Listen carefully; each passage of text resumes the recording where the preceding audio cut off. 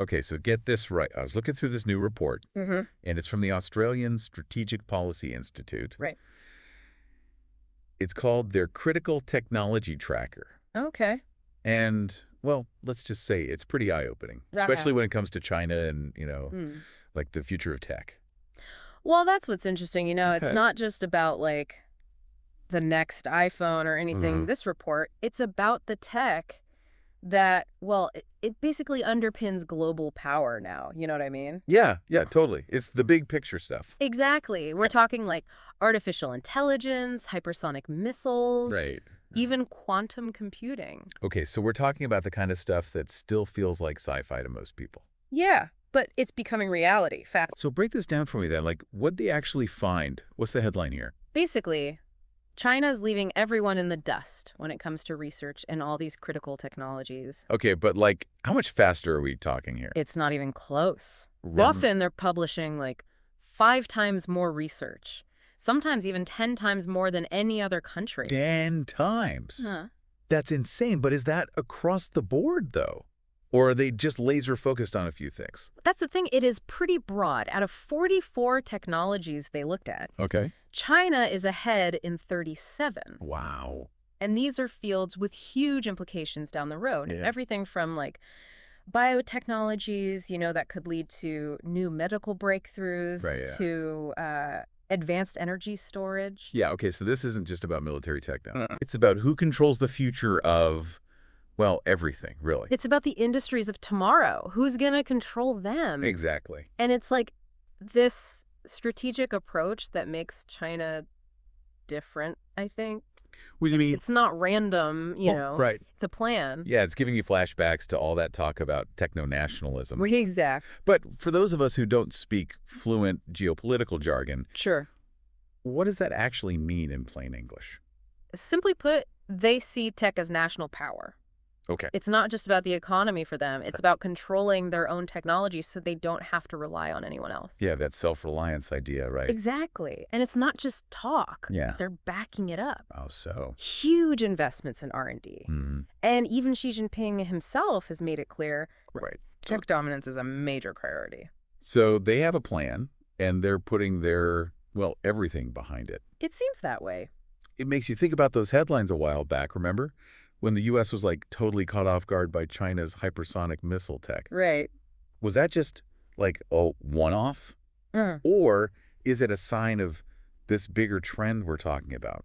It's a perfect example, actually. This Yeah. report, it actually shines a light on that whole thing. Oh, wow. How so? According to their findings, China's been way ahead in hypersonic engine research for years. Seriously. Years. It wasn't a secret project out of nowhere or anything. The evidence was there in the research. So it's like getting a sneak peek at the script for the next decade, Yeah. just by looking at what they're researching now. Kinda, yeah. It's like a crystal ball in a way. Right. Speaking of things that seem to come out of nowhere, those surveillance balloons, Oh, yeah. the ones that were in the news a while back, any connection there? That's where things get interesting. Oh. And a little unnerving, honestly. So get this. Oh. The Chinese Academy of Sciences. Right, their big research hub. Yeah, the top one. Okay. They're not just leading in balloon tech. Wow. They're also, like, top of the game in hypersonic weapons testing. Wait, seriously? Yeah, it's all connected. Okay, that's a little creepy, not gonna lie. Makes you wonder what else they're cooking up. Yeah, a little bit. So Uh-huh. we've got the hypersonic missiles, the surveillance stuff. What other, I don't know, surprises are hiding in this mountain of research? Well, remember we were talking about quantum computing earlier? One thing the report talks about is this idea of quantum going dark. Quantum going dark. Okay, now you're just messing with me. No, I'm serious. It's like, imagine a world where our intelligence agencies, they're basically blind. Blind how? They can't intercept communications. Oh, yeah. They can't crack codes. Because, It's China's mastered quantum communication and cryptography. hold on.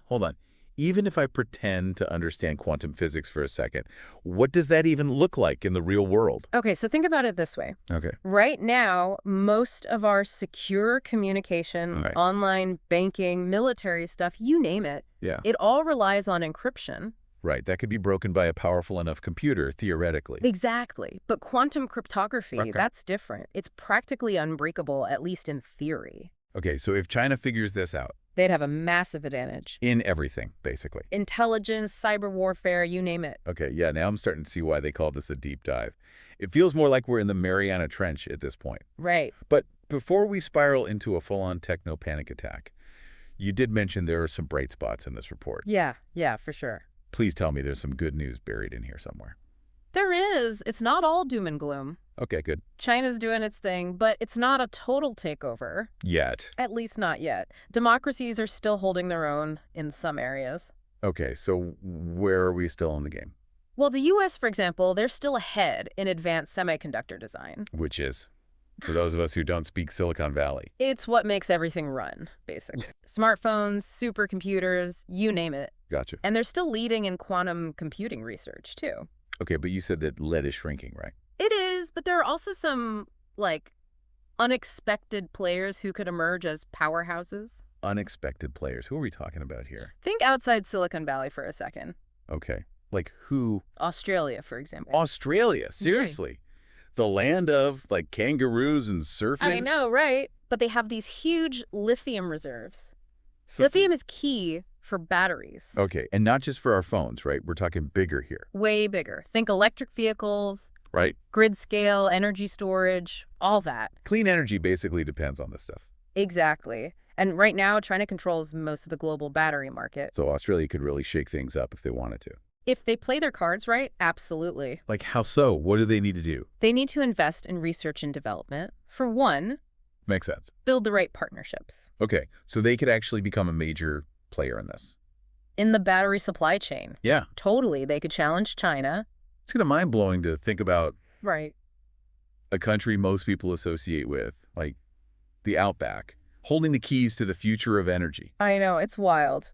But it also makes you think, right, what about everyone else? It's easy to focus on the U.S. and China. Sure, they're the big players. Exactly. But what can other countries do to avoid becoming irrelevant? I mean, That's the million-dollar question. and does this report have an answer? It does, actually. It goes beyond just analyzing the situation. Okay, so what's the solution? They have a bunch of recommendations for how democracies can not only keep up, but actually get ahead in this race. Okay, I'm listening.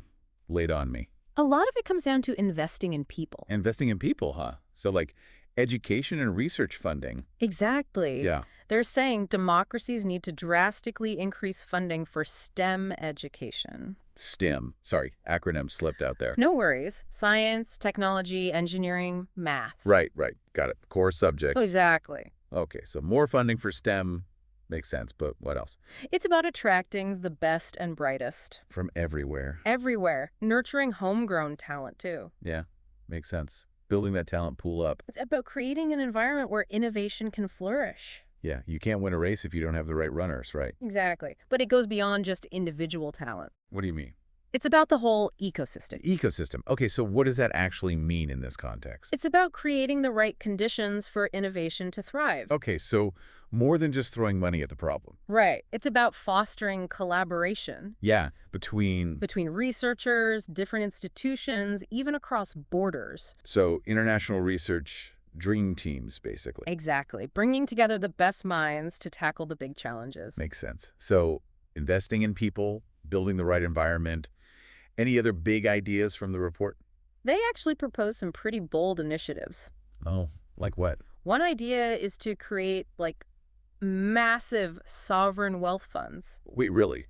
For tech specifically? Yeah, dedicated entirely to funding critical tech research. Wow. Okay, so we're talking serious financial firepower then.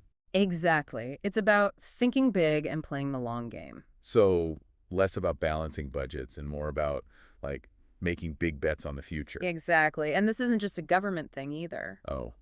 Who else needs to be in on this? They're calling for researchers, businesses, everyone, really, To do what? to get smarter about tracking what China's doing. Okay, so like an early warning system for disruptive technologies. Exactly. They even propose a new intelligence sharing center, Dedicated to. specifically to monitoring China's tech advancements. Okay, so we're not just trying to catch up anymore. We're trying to anticipate what's next. Exactly. It's about being proactive, not reactive. This has been a real eye-opener, but it also makes you wonder, right? What happens if China manages to attract all the top talent? That's the million-dollar question, isn't it? What if the best and brightest from around the world decide to go work for Chinese institutions? Because, let's face it, the US and Australia, we don't have a monopoly on brain power. Exactly. Talent is everywhere, and right now China's making a very compelling case for why the future is there. So it's not just about having the resources, it's about creating an environment that attracts the best and brightest. Exactly. It's about fostering a culture of innovation, giving researchers the freedom and support they need to do groundbreaking work. It feels like we've gone way beyond just talking about gadgets and gizmos here. We have. We're talking about the future of power, the future of the global economy, even the future of innovation itself. And on that note, I think we need to wrap up this deep dive. Mm. But wow, listeners, what a journey, right? It's a lot to process. To say the least. We didn't just explore the cutting edge of technology. We dove headfirst into the heart of geopolitics, global competition, and the very nature of innovation itself. It's complex, but it's also incredibly exciting. This is about shaping the future, and that's something we all have a stake in. And that's what we're all about here, exploring these complex, fascinating issues. It's not just about who gets there first, it's about what we choose to do with it when we arrive. Couldn't have said it better myself. As always, a pleasure picking your brain on this. Until next time, everyone, keep those brains buzzing.